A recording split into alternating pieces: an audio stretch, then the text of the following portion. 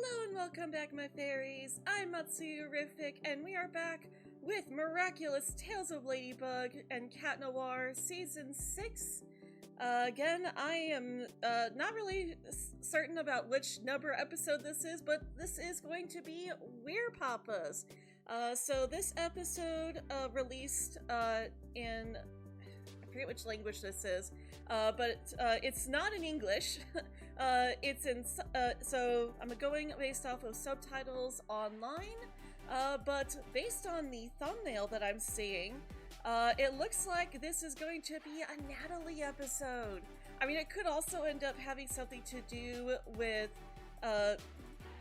Adrian's bodyguard. I don't like calling him the gorilla, but I know everybody knows what I'm talking about if I say the gorilla. But the thumbnail also shows some older grannies, so definitely curious about who they are. I didn't see if there were any trailers out there, so once again, I am going to this episode blind, but I am really looking forward to seeing what Natalie's going to look like in her new design. It doesn't look like the bodyguard is getting a new design. It looks like his design is fairly similar. But I will say that I do find it interesting because Where Dad was about Marinette's dad. Where Dad was her dad. So it's interesting that we're getting Where Papas. I kind of assumed from the title that this would be about, like, at least somewhat related to Tom, but it might not actually have anything to do with him. So we'll just have to see. Once again, the artwork that you're seeing over on the side here is my imagining of what Kitty Noir would look like in Season 6 in my Gender Bend AU. Normally, I just feminize the original designs with only slight tweaks and changes, but there were certain aspects of Cat Noir's design that I felt like didn't really lend towards a female frame very well. Like, he looks great. I love how he looks, but I didn't really like how it looked on Kitty. So I decided to come up with my own design using elements from both Cat Noir's new costume and also the old costume as well. So I hope you all enjoy that. I was planning on putting this in my merch store, but unfortunately, even though the design is very clearly different from Cat Noir, they're like, oh no, it's copyright. It's like, I didn't even use the name Kitty Noir, because apparently that's also copyright. It's like, you can't copyright words. Anyways, with that out of the way, I am going to go watch the episode, and I will be right back. Oh wow, now that was an episode. Oh my goodness. Oh, I am so emotional from this episode, you guys. Oh my goodness. I can already tell there are going to be Marinette haters towards this episode. Oh, we'll get to that later.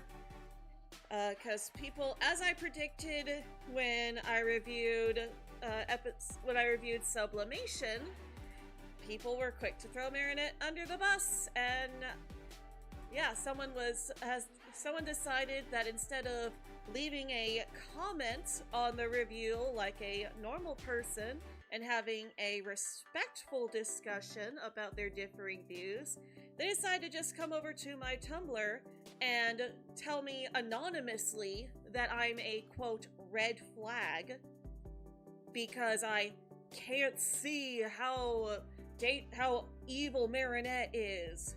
And it's like, just because I'm not willing to throw her under the bus and ignore the context of the situation doesn't mean that she is...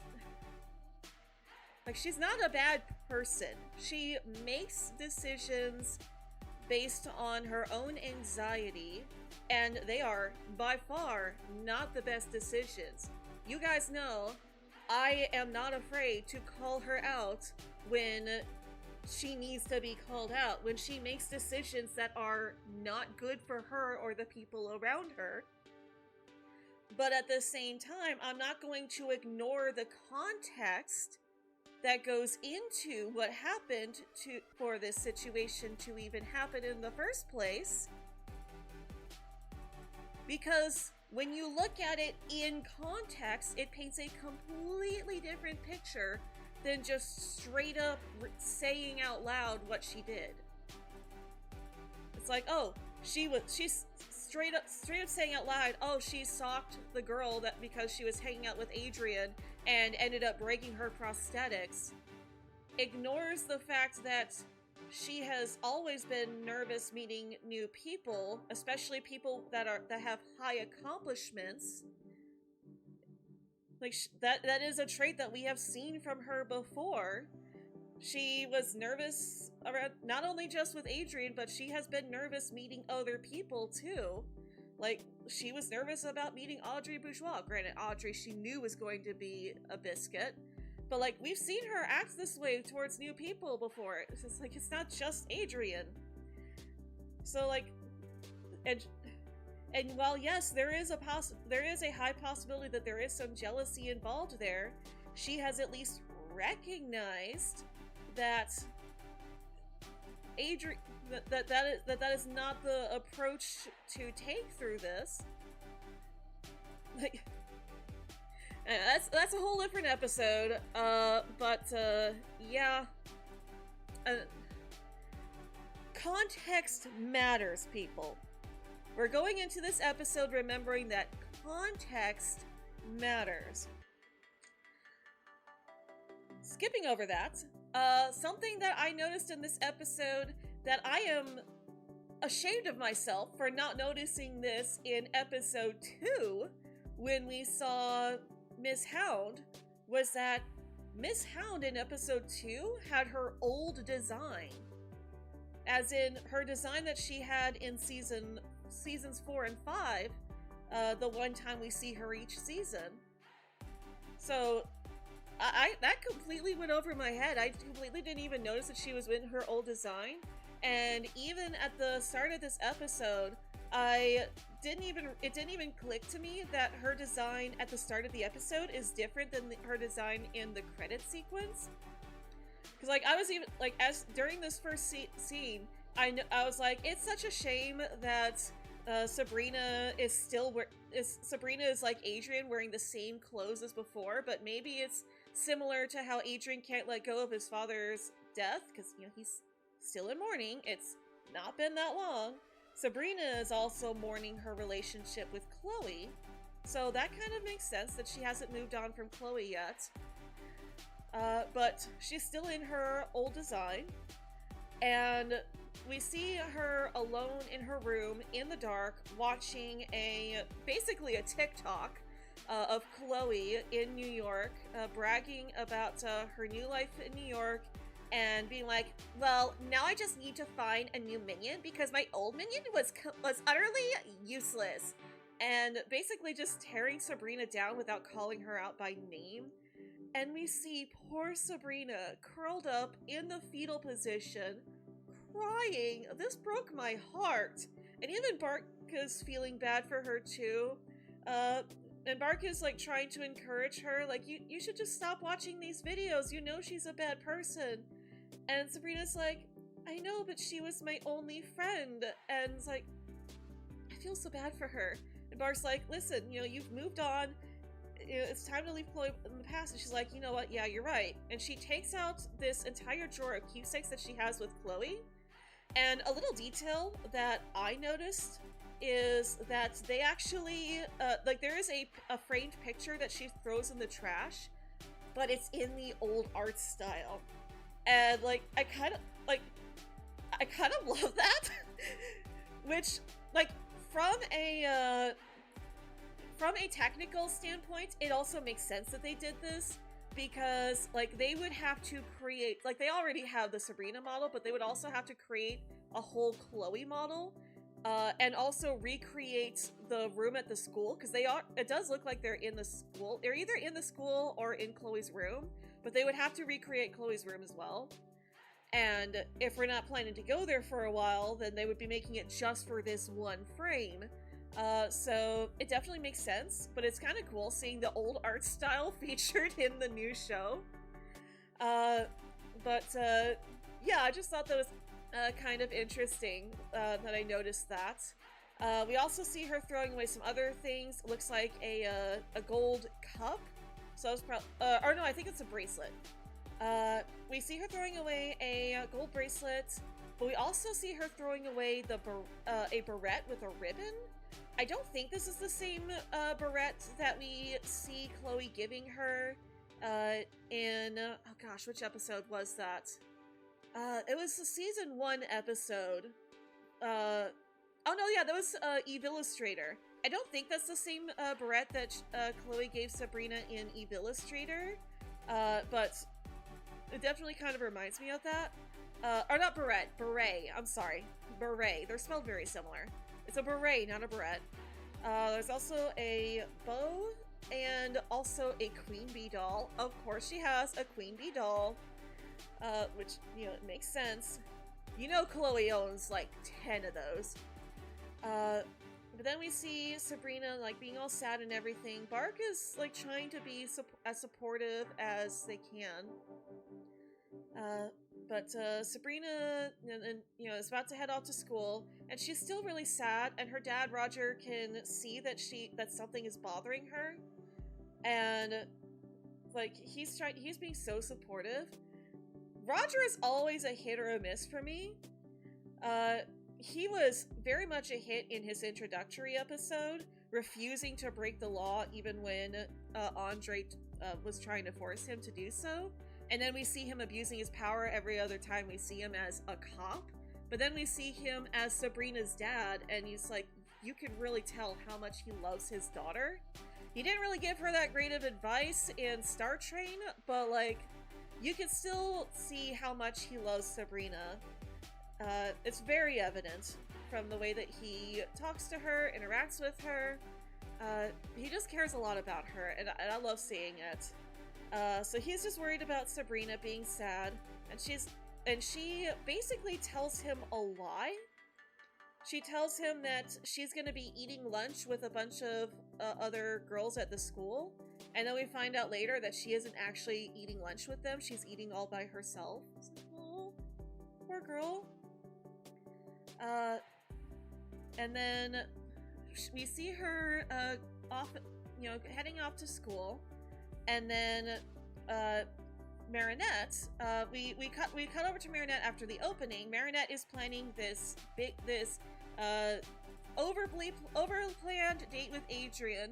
Though I will say that, you know what, the 100th kiss, yeah, I could see wanting to celebrate that and wanting to make that a special event.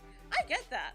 There are certain milestones in relationships, romantic and platonic, that you just want to celebrate. I still remember, even though we didn't get to do it because of the pandemic and everything, but Fishy and I had originally planned to go to Disney World to celebrate our 10-year friend-iversary. That was something that really meant a lot to us, which we unfortunately didn't get to do because of the pandemic and everything, and also a certain biscuit being in power that we won't discuss. But we unfortunately just weren't able to go, but that was something that we were really hoping to do, really planning to do. So that is a big thing. Their 100th kiss, yeah, I will support her over planning for this, because yeah, that is a big milestone, and that is something I would expect Marinette to want to plan for. Unfortunately, she gets a bit too distracted with this, which causes the main issue of the episode. Which, you know, yeah, she absolutely should have considered her friend's feelings and everything. I understand that she was distracted, and there was definitely a lot of miscommunication going on, so it's not 100% her fault. She definitely should have communicated better with her friends. I'm sure that if her friends knew that how important this date was to Marinette, they would have absolutely been willing to reschedule their movie night. I guarantee it. If she had just told her friends what this night meant to her and Adrian, I guarantee they would have they would have said, yeah, we'll meet up next week. You have your date with Adrian, celebrate your 100th kiss. Because, like, yeah, that's like really understandable, honestly.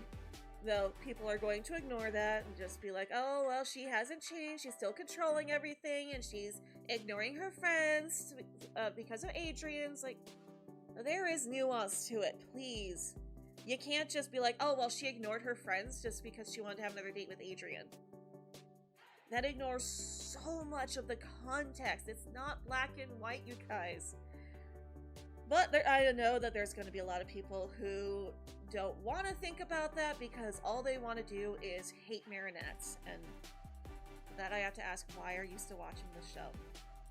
But anyways, Marinette is...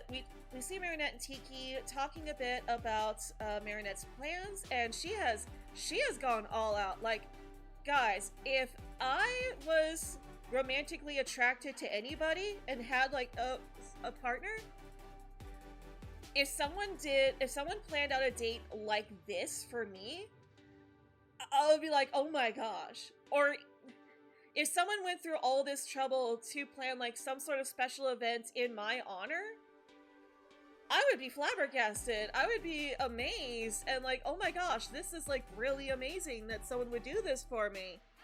And it really is really sweet that she's wanting to make this grand occasion of it. And it's like she went to speak to Mayor Bussier and was like, hey, we need your permission to get the fire department to set off these fireworks. She went to the fire department and was like, hey, if we get the mayor's permission, can you help me set this up?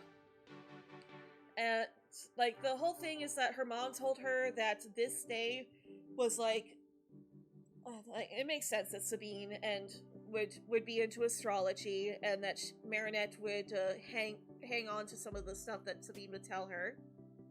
But like I won't go into like all of the stuff Marinette said about it because it's not really super important, but it's basically like an astrology thing that today's like a super special day for couples, and that if they have their 100th kiss today, then it's going to bring good luck to their relationship. It's like, yeah, that makes sense. I can see that. Also, I just noticed that in Sabrina's model with her old design, her headband her hair kind of clips through her headband.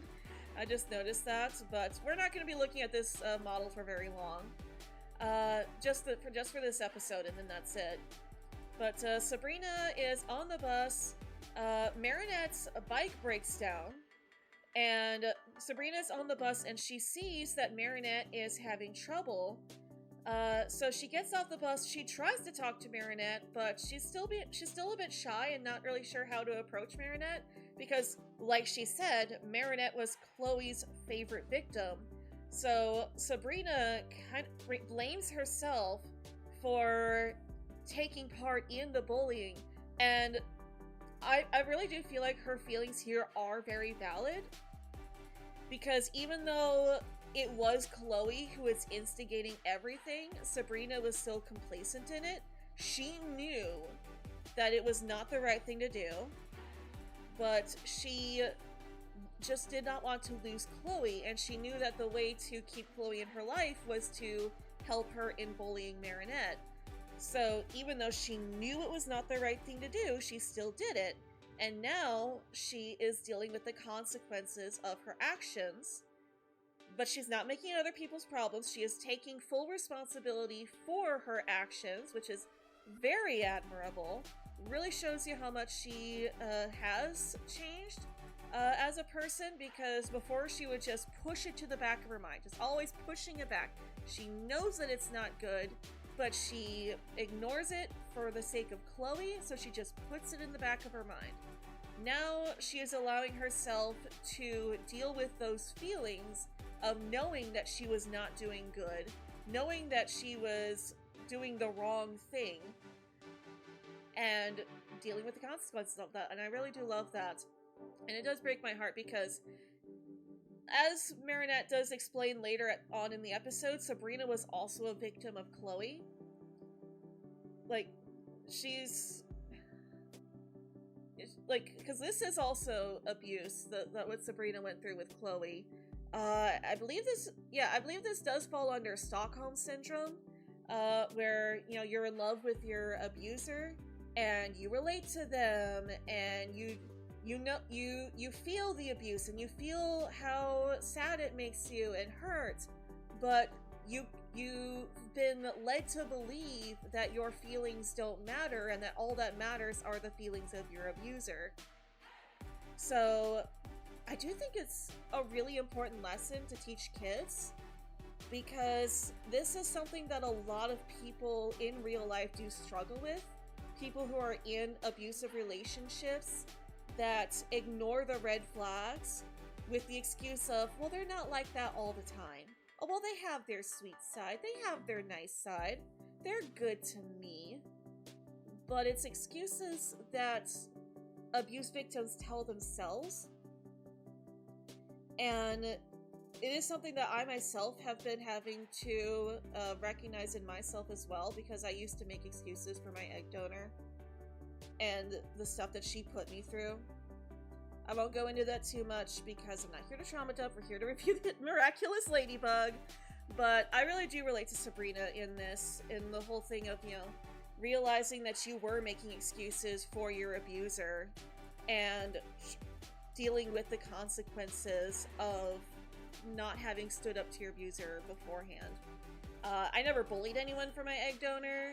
I was the one getting bullied, but at the same time, I still relate to her in the fact that, you know, she had love for her abuser, who gaslit her into thinking that all of this is okay because we care about each other, even though Chloe never cared about Sabrina, and we saw that.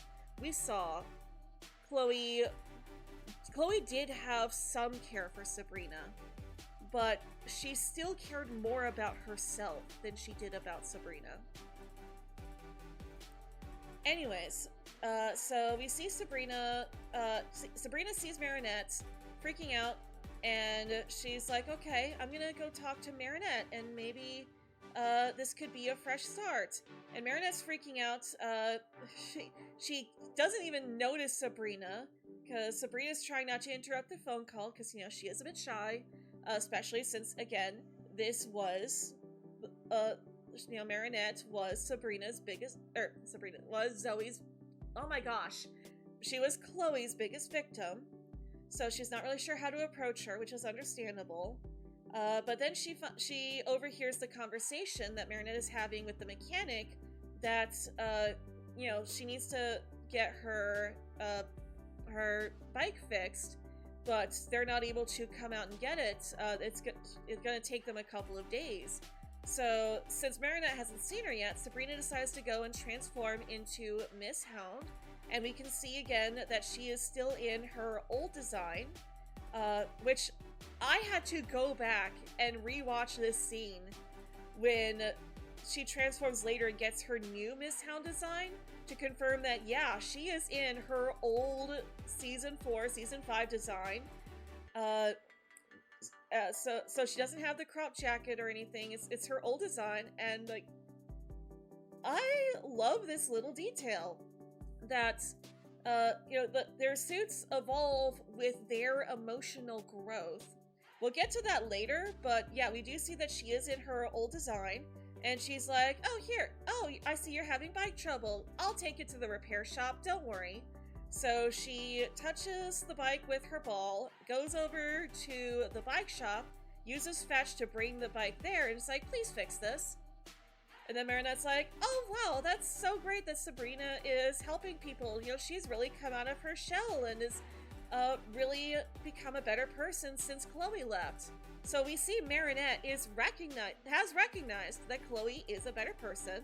Obviously, she wouldn't have given Sabrina the miraculous if she didn't think Sabrina was a good person. But Sabrina doesn't know that Marinette is Ladybug. So Sabrina doesn't know that Marinette has this faith in her, because the only person she knows actually has faith in her up to this point is Ladybug. So Marinette is like, oh cool, Miss Hound is taking care of it, so I can go transform into Ladybug and take my groceries home. But Sabrina isn't expecting that Marinette is going to transform into a superhero and take her groceries home with superpowers. So she goes back to see Marinette as Miss Hound and is like, hey, your bike is at the repair shop, so I can help you with your groceries. Wait, where did you go? And she's kind of disappointed because, you know, she wanted to help Marinette. I don't think this was specifically, I want to help my former victim, whereas this person needs help. I think she would have helped anyone, even if it wasn't Marinette. But you can definitely see how disappointed she is. I don't think Sabrina was going into this because she wanted to impress Marinette, because again, she doesn't know that Marinette knows that she is Miss Hound. But she's still disappointed that she couldn't help Marinette more. And it did seem like she wanted to talk to Marinette as Sabrina, but she unfortunately didn't get that chance because Marinette transformed into Ladybug and took her groceries home. But then we hear her talking to Tiki even more about how impressed she is with Sabrina and how happy she is that Sabrina has come as far as she has without Chloe here to influence her. So we get the context as the audience that, yeah, Marinette has no ill feelings towards Sabrina, and so we understand later on that if communication had not broken down the way that it did, she would have absolutely been okay with Sabrina coming to their party later. But we'll get to that. So Marinette is putting the groceries away when Tiki reminds her that, you know, you gotta get to school. And then she's like, oh wait, I have to finish Adrian's suit. I don't have his measurements. It's like, yeah. I just had a total Tomoyo flashback to Tomoyo constantly needing Sakura's measurements because she was always needing to design Sakura's new costume. So it's like, yeah, she's gonna need up-to-date measurements because Adrian is a growing boy. So he probably has grown a little bit since the last time. She wants the suit to fit nice. That's so sweet, though, that she wants to make him clothes.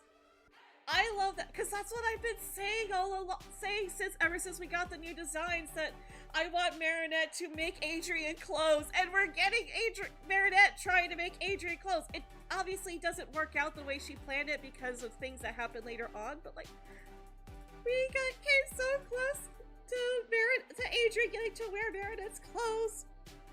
I love it.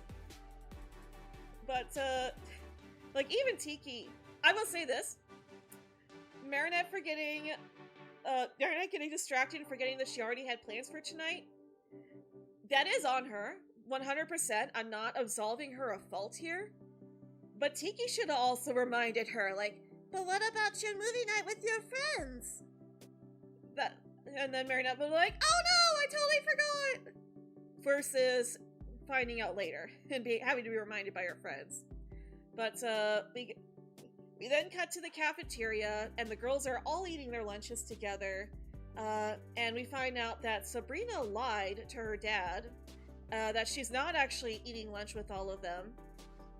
And I have to say, I know a lot of fans were put off by Kagami's shorter hair and her new design, but I actually, like, in this scene, seeing it all in motion and everything, and seeing it up close, I kind of love Kagami with this pixie cut.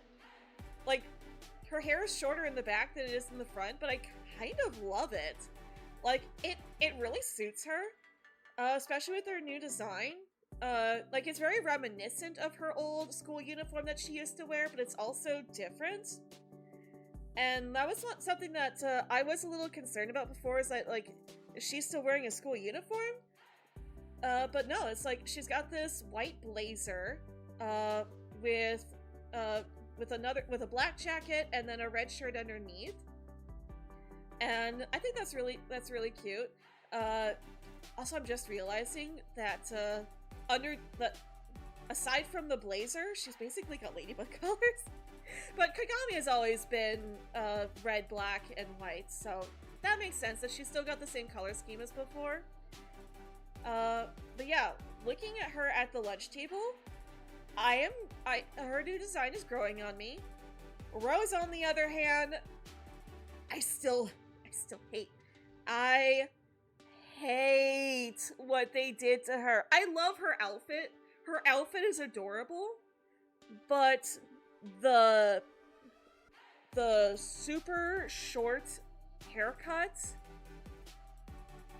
Oh, I do not like how short her hair is. And then with the eye makeup, I know that is a popular look right now. Like the eye makeup, I'm saying, not the hair. The hair is atrocious.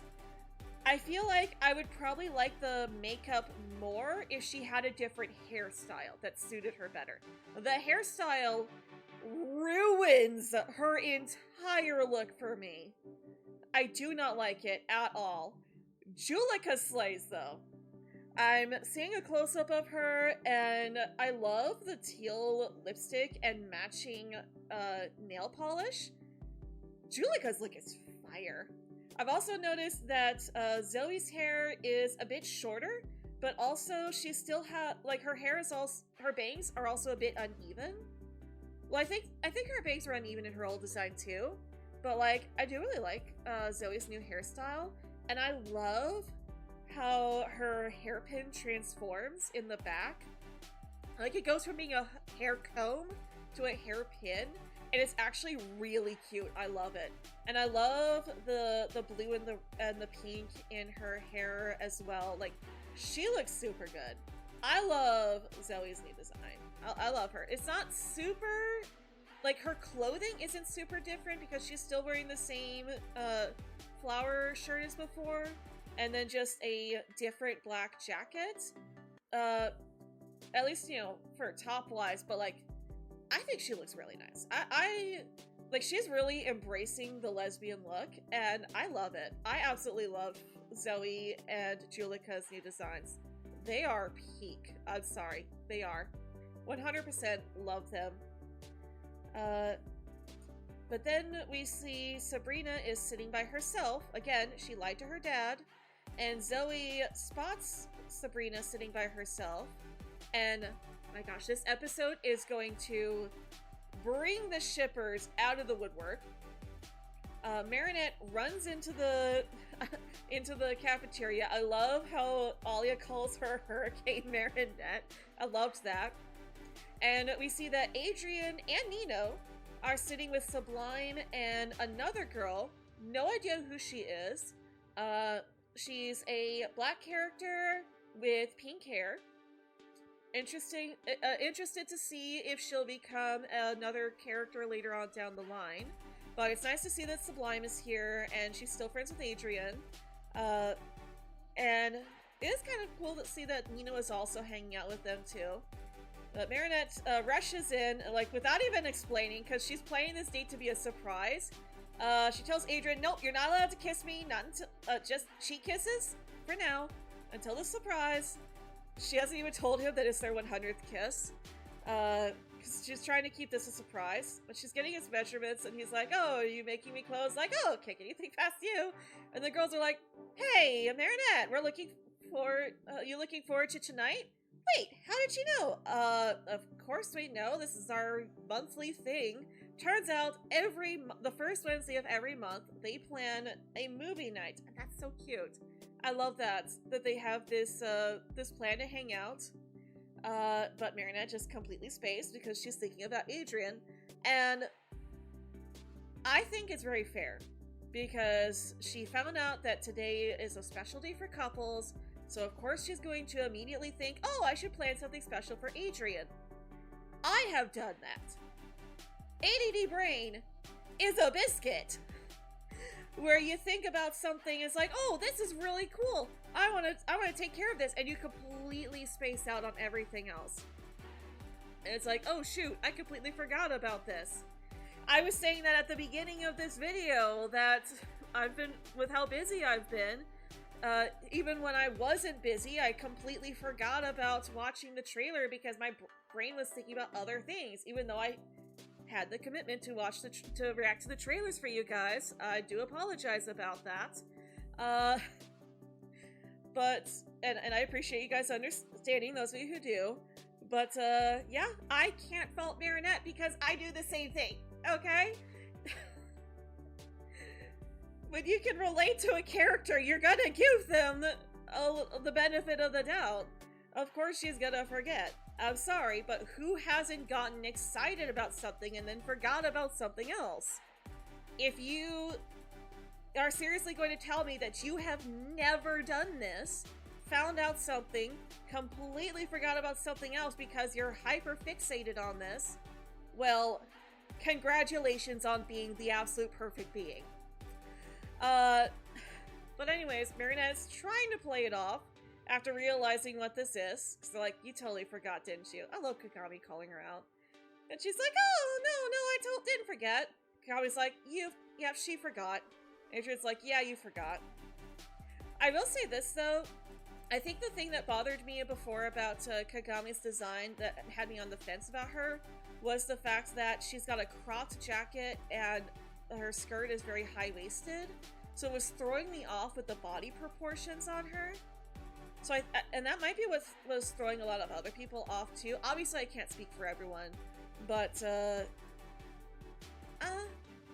will admit Kagami's design could have used another pass. Maybe not do the high-waist skirt with the cropped jacket. Maybe just have the skirt be at normal waist height. But I can at least see what they were going for. Maybe... Oh, you know what? Actually, I know it would be better. If you're gonna go with the high-waisted skirt, that is fine, but don't have the belt be right at the top there.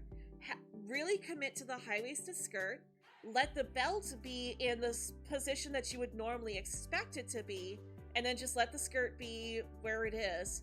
I think if they just rose the top of her skirt up a little bit, keep the hem of it exactly where it is. It doesn't need to be higher. Just make the skirt longer and raise it up a little bit, and then bring the belt down, and then have the cropped jacket over it, but have the cropped jacket come down over the skirt a little bit. I think that would have fixed the design. I might draw that. I don't want to say that I am, quote, fixing it. I know I just used the word fix, but I really don't like when people say, oh, well, I fixed it. It's like, it's a reimagining. But I really do think that would have at least helped people to accept the design a bit better. Anyways, they move on, and Zoe notices that Sabrina is twisting a napkin and just sitting by herself looking really sad and alone. So she tells her friends to just sort of go ahead, she'll catch up with them, and she just sits there and talks to Sabrina. We do get a little bit of Marinette talking with Adrian, but I already kind of went over that. She's like trying to convince Adrian that she fully planned all along for Adrian to be there, and it's like part of the surprise, and he's like, no, I understand what's going on here, Marinette. You made plans with your friends first. I'm not going to come, which kind of breaks Marinette a little bit. Which, you know, with her anxiety and everything, she definitely could have handled that so much better. Like, I'm not saying that she didn't do things wrong here. I'm not saying that she couldn't handle things better. I understand where she is coming from, but she absolutely could have handled that better. And I wish some adult would come along and say, Marinette, we need to have a talk, and take her issue seriously. She needs an adult to intervene, but no adult takes her problem seriously enough to actually intervene. I feel like Natalie would probably be the only person who actually could, since Natalie also is aware of Marinette being Ladybug. Actually, you know what? Yeah, I really hope we get a scene of Marinette and Natalie, with Natalie sitting Marinette down and checking in with Marinette to make sure Marinette is okay. Not having anything to do with Adrian. I want that now. I want Natalie to check in with Marinette and check to see if Marinette is okay. I feel like Natalie would be the perfect person to do that, because, you know, she is basically Adrian's mom at this point. And yeah, Okay, I need that. I need that episode now where Natalie sits Marinette down to check in with her. But, moving on. Going back to Zoe and Sabrina. Zoe gets Sabrina to confide in her that Sabrina is just feeling really lost and alone right now. And, you know, she feels like she doesn't have the right to approach Marinette and her friends because she was complicit in Chloe's bullying for so long. And we really get to see here the guilt that she feels. Sabrina also needs therapy. Roger, please get your daughter into therapy. You are her parent. You are responsible for her mental well-being. Please get this girl into therapy. Everyone in this show needs therapy. Except Ollie. Ollie's like the only one who doesn't need therapy. But anyways, they talk about Sabrina's insecurities and not feeling that she has the right to approach the other girls and try to make friends because she was, quote, Zoe. Oh my gosh, why do I keep messing up their names? Because she was Chloe's minion for so long, she feels like she doesn't have the right to approach them and try to become friends with them, that she doesn't deserve their forgiveness. And that is another thing that you see a lot with trauma victims, especially trauma victims who are in abusive relationships. Because like the abuser will gaslight them so much, the victim starts to actually feel like everything is their fault.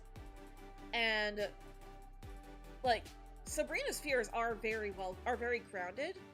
Like she definitely, like her fears are definitely based in reality. She knows that she helped in hurting all of these people. And she knows that those actions are unforgivable. However, in situations like this, because she is a trauma victim and she is coming to terms with her trauma and putting in the work to become a better person, even though the actions were unforgivable, she is not herself unforgivable. She herself is forgivable because there is more nuance to everything. And that goes back into what I was saying for Marinette earlier. Sabrina, we know what Sabrina's reasons for doing what she did. We know her reasons. They do not justify what she did. They do not excuse her actions. But they are the reason for her actions. And she knows that she cannot use that reason to excuse her actions. Which is why she is so hard on herself, because she understands the severity of her actions. And she's beating herself up over it because of that trauma that she has experienced that tells her that she is not worth forgiving. That is a very real thing that trauma victims go through. And that's what I've been saying for a season and a half about Marinette. That for a season. I've been saying this about Marinette for a while now. But I guarantee people are going to be more forgiving of Sabrina than they are of Marinette, even though they have similar situations. Both are trauma and abuse victims who have exhibited negative behavioral traits because of that trauma.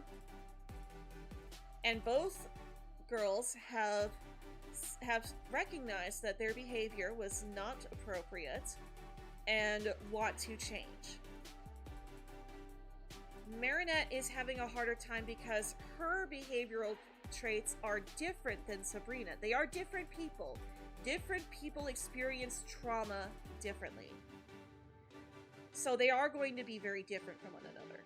But they are still both putting in the work to fix themselves. They're having to do this by themselves because the adults in their lives are failing them. They very much need therapy, the both of them, but they're doing the best that they can as children with no guidance. So I am proud of both of them for how far that they've come. And Zoe also recognizes that Sabrina is not Chloe. She even tells her, listen, you are not Chloe. Yes, you helped Chloe with all this stuff, but you're a victim too. I don't think Zoe specifically said that Sabrina was a victim, but Marinette does tell her that later on. But she does. It's like, hey, you know, you do deserve forgiveness. You do deserve friends. And yeah, it might take a while. Sorry, Leo's been bumping the mic. It might take a while, but you know, these are good people. They will understand as long as you apologize and show them that you have changed, because I can see that you have changed. And like this scene, along with the scene later on, it's like pure shipping bait. You know that they're like, I have had people come to tell me, hey, it kind of seems like they're gonna ship these two, that these two are gonna become a couple. And I was like, yeah, that'd be cool if it happens, and I can understand why people like this ship. I'm fully on board with this ship now. I wanted to wait and see what would happen if there would be maybe anything else. Maybe one of them ended up with Sublime or something. But after this scene, I am totally on board with Zoe Brina. I know somebody commented to me once before. I think it was over on, as a reply on one of TVC's videos. But they did, like, they were replying to me specifically, and they told me a ship name for them. If you're here, definitely please say the ship name down below. Or if anybody knows, if there's like a well-known ship name for them in the fandom, please comment down below what the ship name is for them, because yeah, after this episode, I ship it. Also, I just noticed that Sabrina's eyes are like completely red from crying. That's a really nice detail that they added. So I appreciate that. Like that is a nice level of detail. It's like, oh my gosh, her eyes are completely red. I love when they're willing to make a character look less attractive for the sake of realism. I love that. So yeah, so Sabrina and Zoe, like Zoe ends up finishing lunch with Sabrina. It's like, oh, it's really sweet. Shipping, so much shipping. We then cut back to Marinette and Adrian, and it's like literally just picking up right back off where their last scene left off, with Adrian saying that he's not going to come. I think Adrian is doing the right thing here, trying to explain to her that, you know, you made a commitment with your friends, and I know you're trying to work these two things together because you forgot, and you don't want to disappoint either of us, but, you know, it's okay. We can have our date another time. Because she's trying to keep this as a surprise, so he doesn't know all the intricacies that she's got planned for everything. And, like, she definitely needs help regulating her emotions here, because she does not know how to process this, and she definitely is not handling this as well as she could. I understand it. I wish that she could learn to regulate her emotions better, but I also understand why this is difficult for her. Again, it doesn't mean that I think that she is fine the way that she is. She's perfect the way that she is, and she doesn't need to learn anything. The episode itself tells you that, yeah, she is wrong for that she is not handling this well. The episode is going out of its way to show you that, yes, Marinette still has issues that she needs to work through, and that until she is able to work through these issues, she's not going to be living her best life. And I really do like that these episodes have been so focused on teaching Marinette life lessons. I love that, because that is needed so much for a character to grow. Unfortunately, due to the fact that the show is serialized, meaning that they have to revert back to the status quo in the next episode, that is an issue with serialization of shows, not Miraculous specifically. I'm sure later on we'll probably see some progression from this, but like they have to keep it so that you can watch the episodes out of order, because they know the episodes are going up out of order. They know. Thomas Astruck has even said that they intentionally tried to make these episodes so that you can watch them out of order. And like, this episode absolutely can be watched out of order from Sublime, or Sublimation. I still wish we got an episode 1 before episode 2. I feel like episodes 1 and 2 are important to watch first, but Sublimation and Daddycop, you could definitely swap the order and you won't miss anything. Absolutely.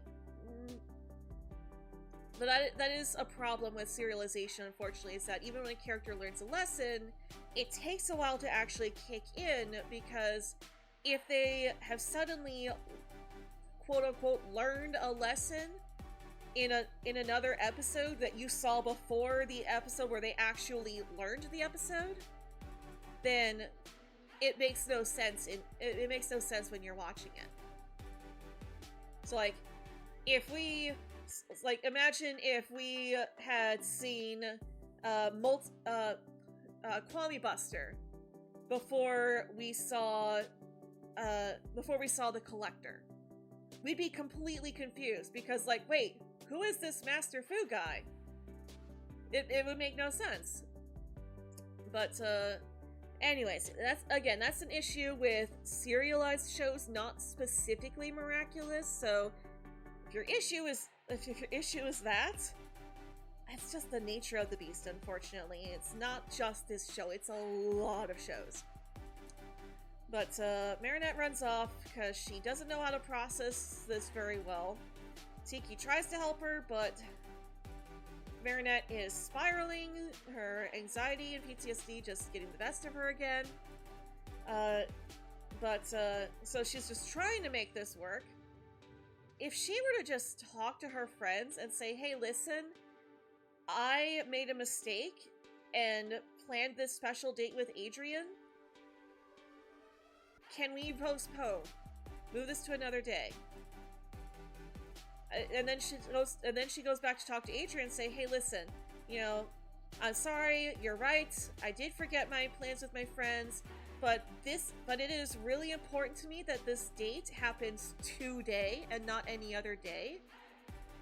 I can't tell you why until you get your surprise, but it is really important to me that this happens today. I talked to the girls and they were cool with it.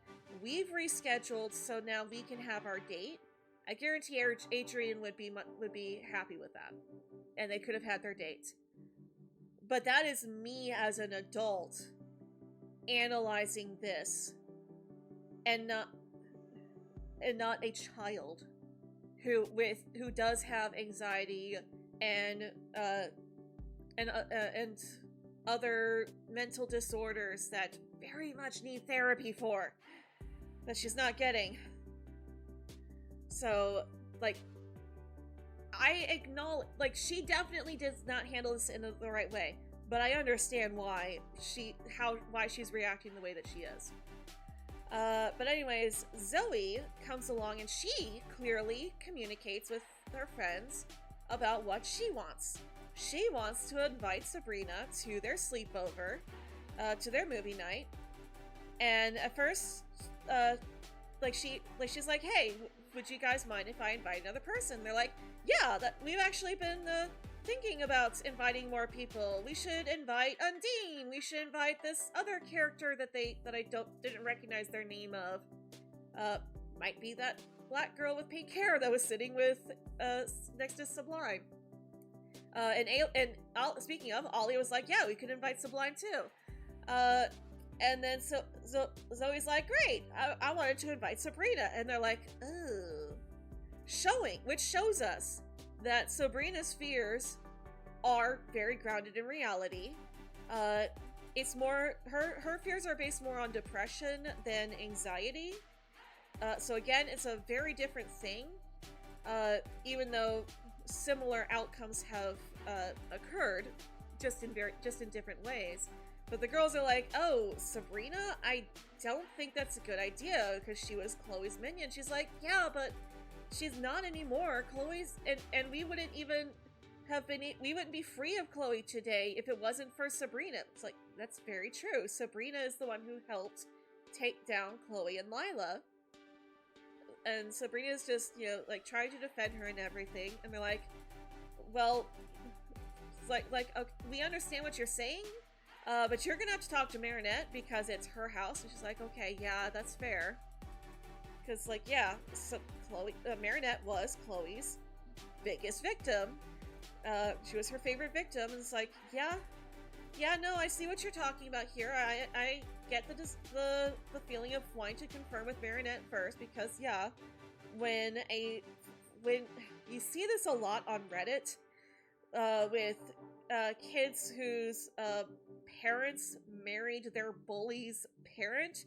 I have seen way too many stories of this, and it's like, why does this keep happening? Where a bullying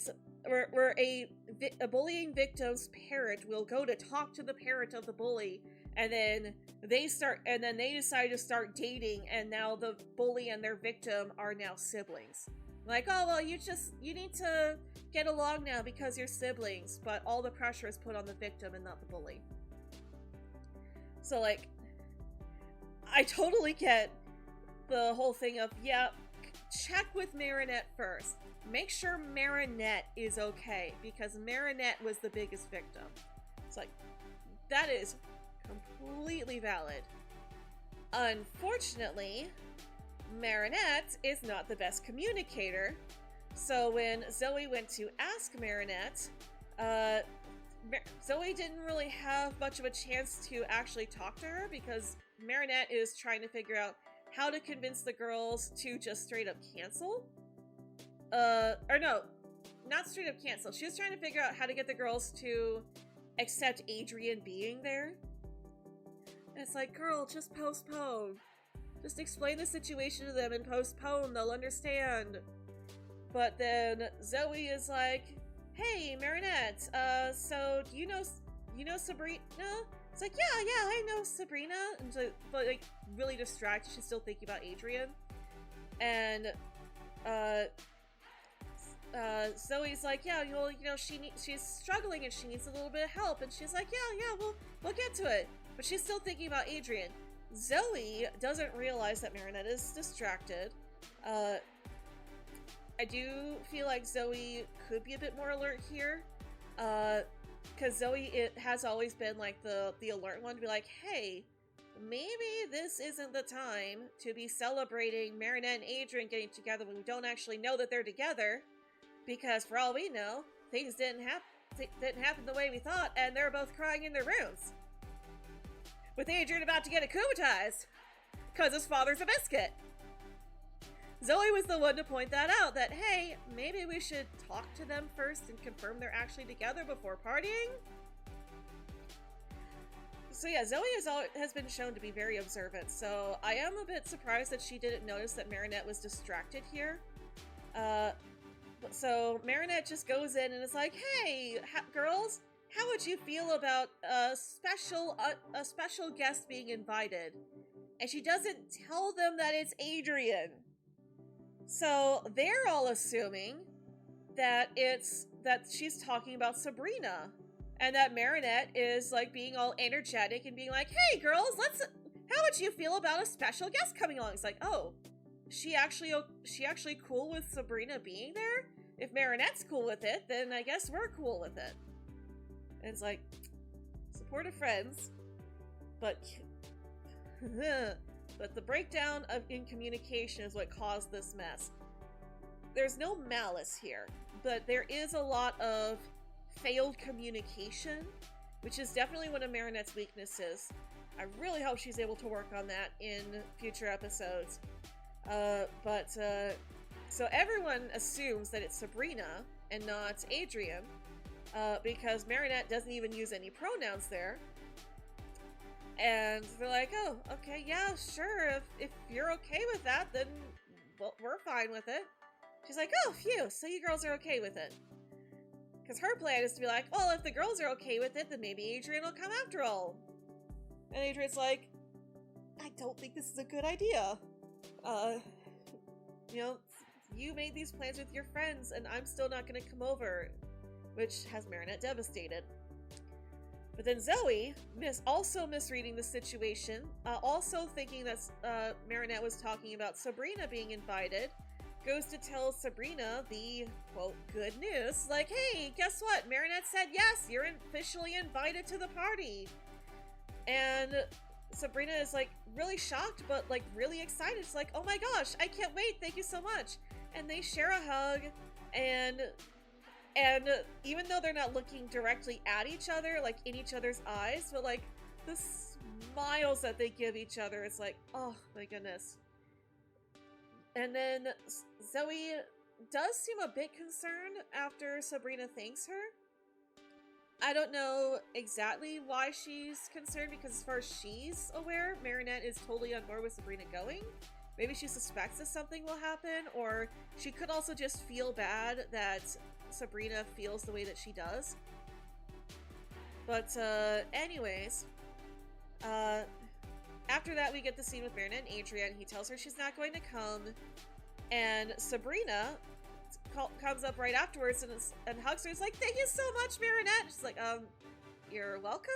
Not really understanding what Sabrina's talking about, because she didn't realize that everyone assumed she was talking about Sabrina. So again, breakdown of communication.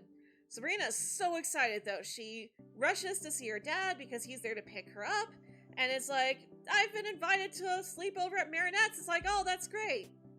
And nobody is picking up on all of the romantic decor in Marinette's room. Like, oh, why do we have all these rose petals to watch a monster movie? And Alia's looking at the 100, the balloons shaped like the number 100. Is like, yeah, this is really odd decor. It's like, girl, go talk to Marinette, find out what's going on. She does try to go up to Marinette and talk to her, but, like, Marinette's like, oh, no, it's nothing. It's like, are you... And can't even, like, get a proper conversation going. Because when Sabrina rings the door, Marinette assumes Adrien. And she does use Adrien's pronouns here. She's like, he. Maybe he thought... That must be him. He must have decided to come after all. And Alia doesn't seem to pick up on the fact that she just used masculine pronouns and not feminine ones. It's like, that's odd. I do love the cartoony way that Marinette has been moving these past couple episodes. Like, last episode, we see her running on the walls. This episode, we see her literally dive through the skylight. And then, again, you know, sliding down the stairs and running on the walls to go meet Adrien at the door, only to find that it's Sabrina.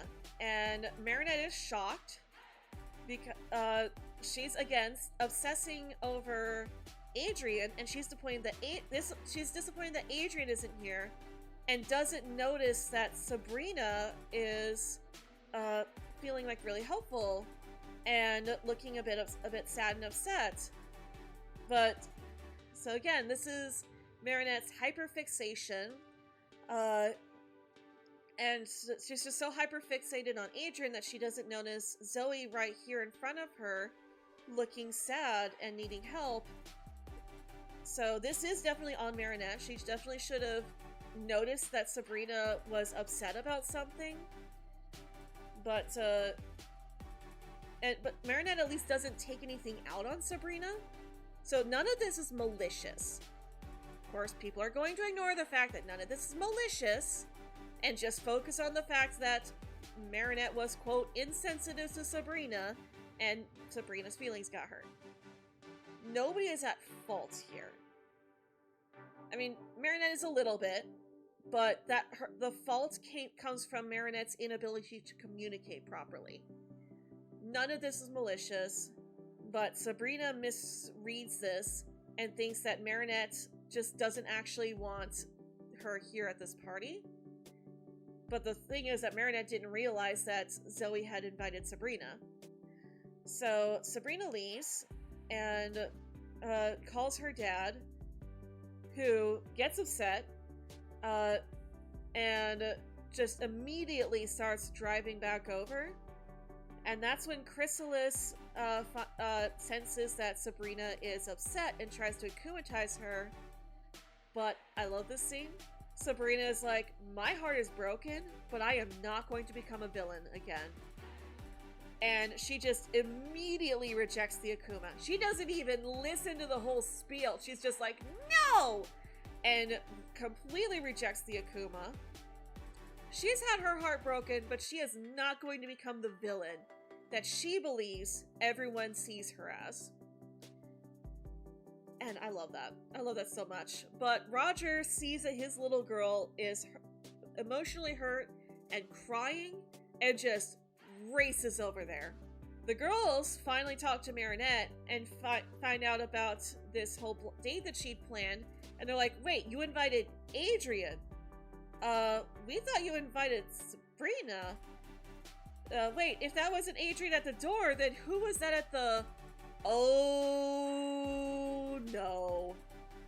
And Zoe's the first one to realize it's like, it was Sabrina. And they're like, oh my gosh.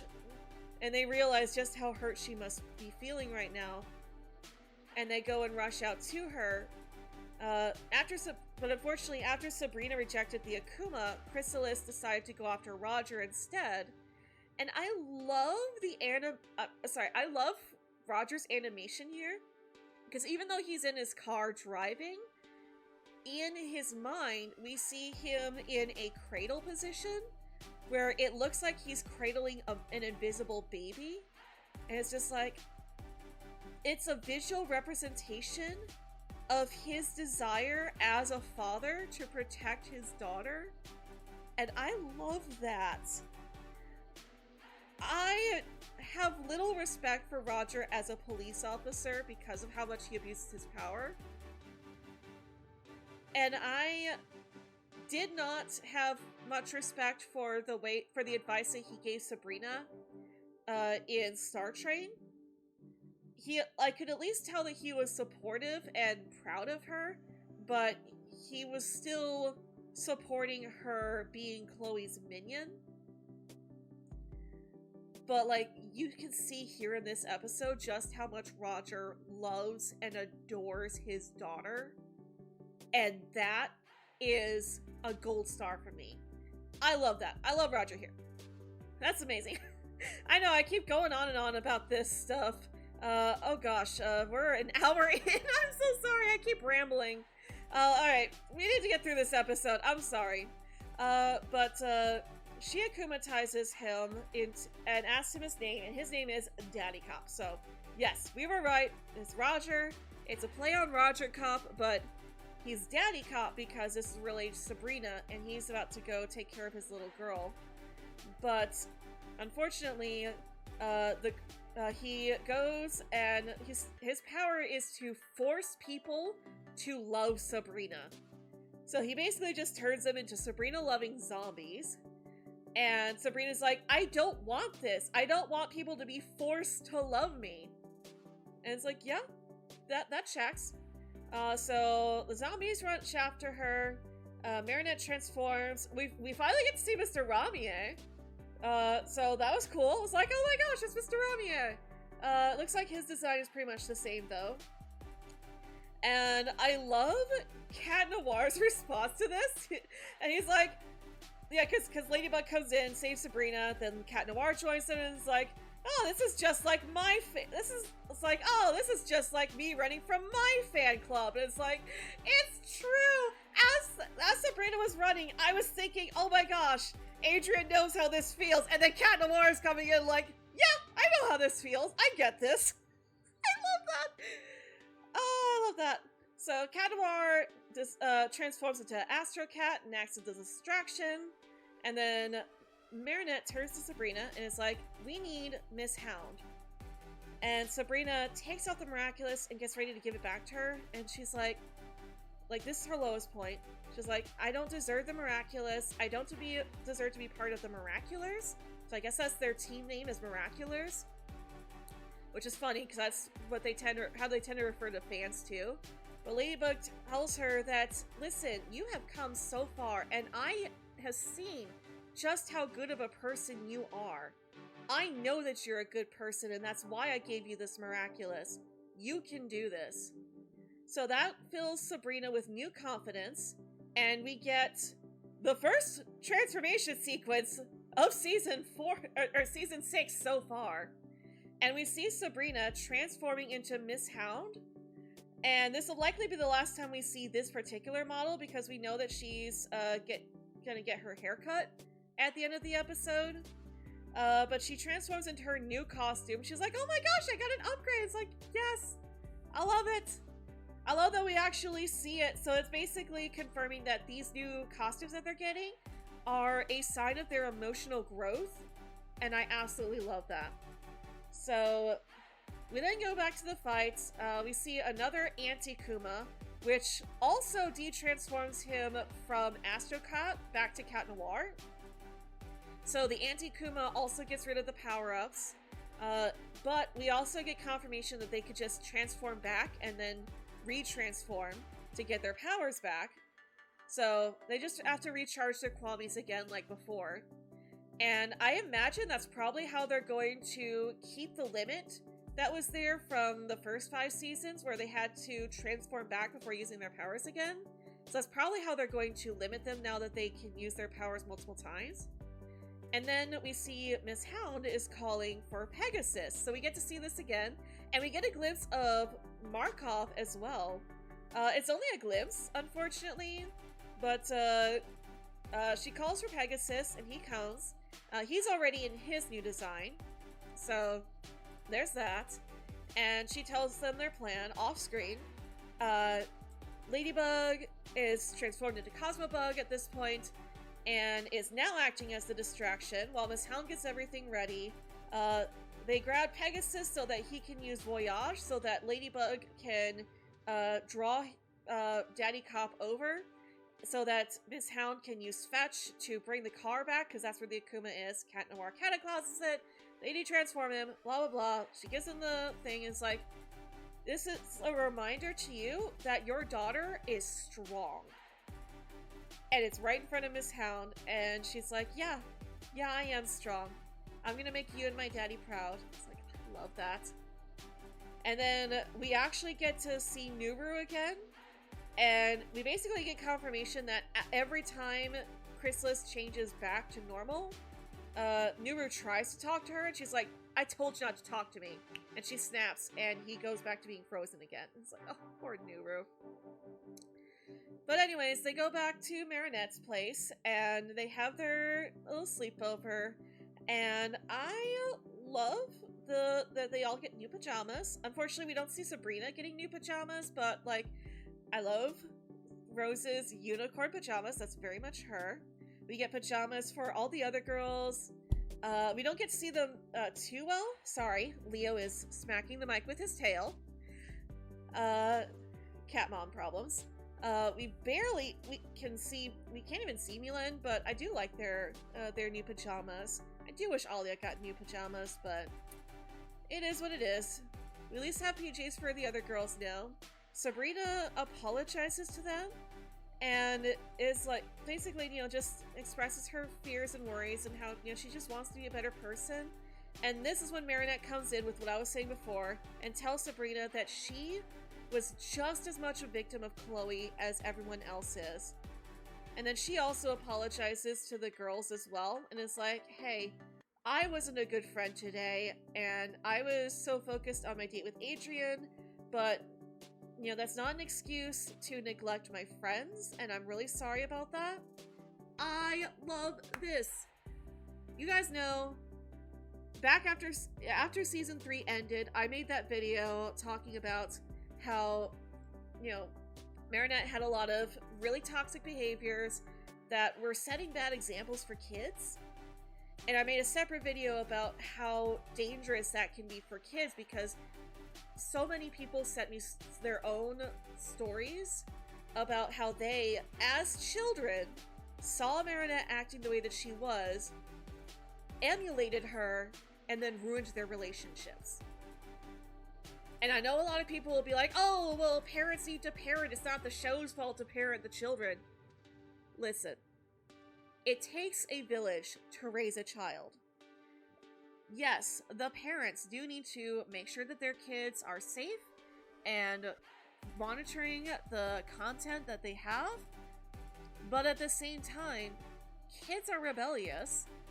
They're going to seek outside sources besides just their parents. And kids look to their television shows and media for role models.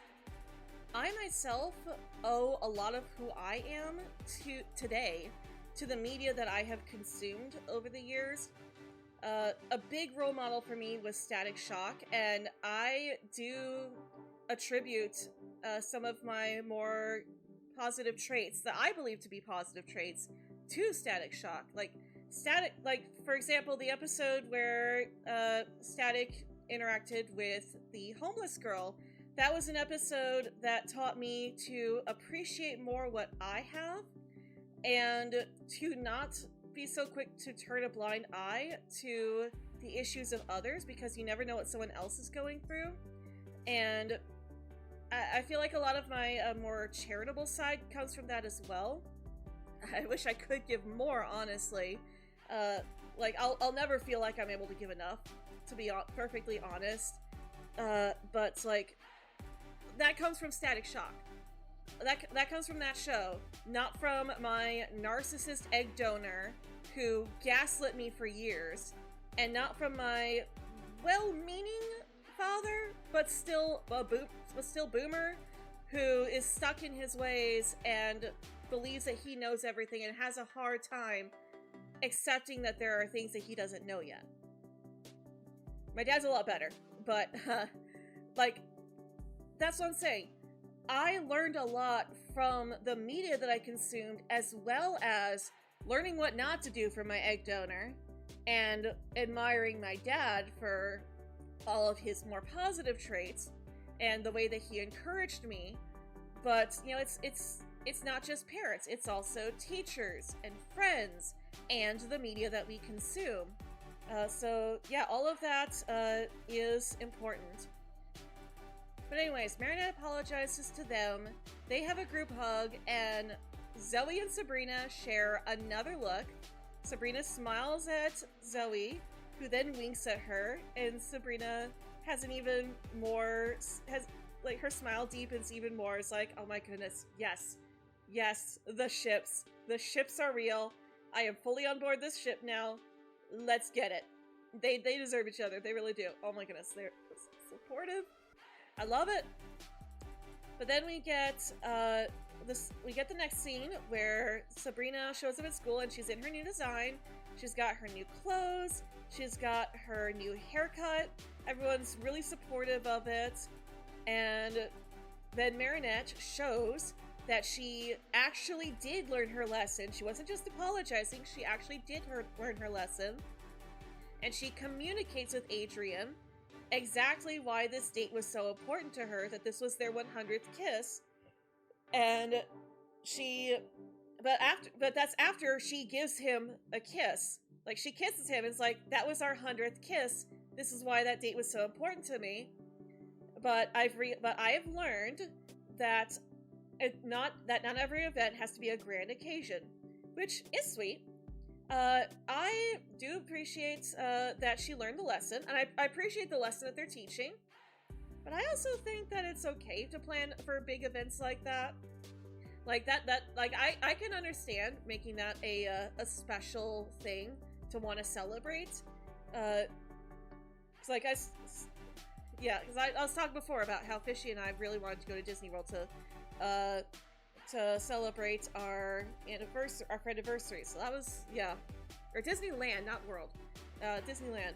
But anyways, so we then get one last scene of Sabrina.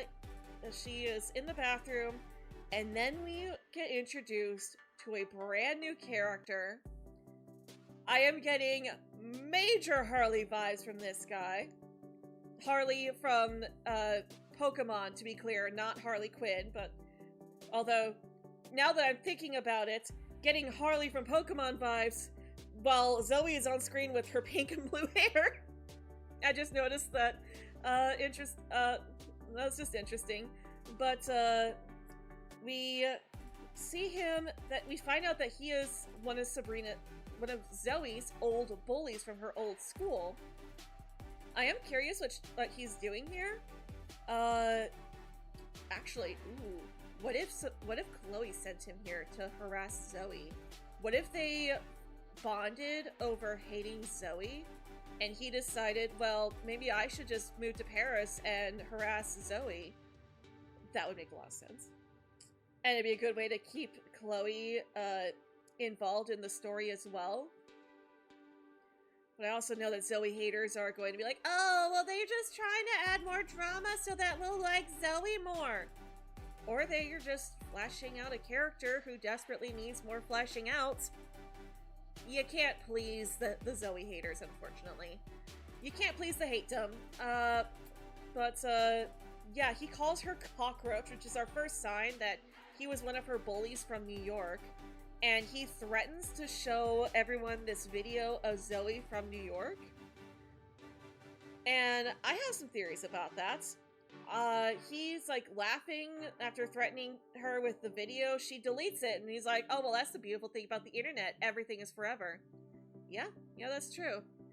But Zoe definitely looks upset by this.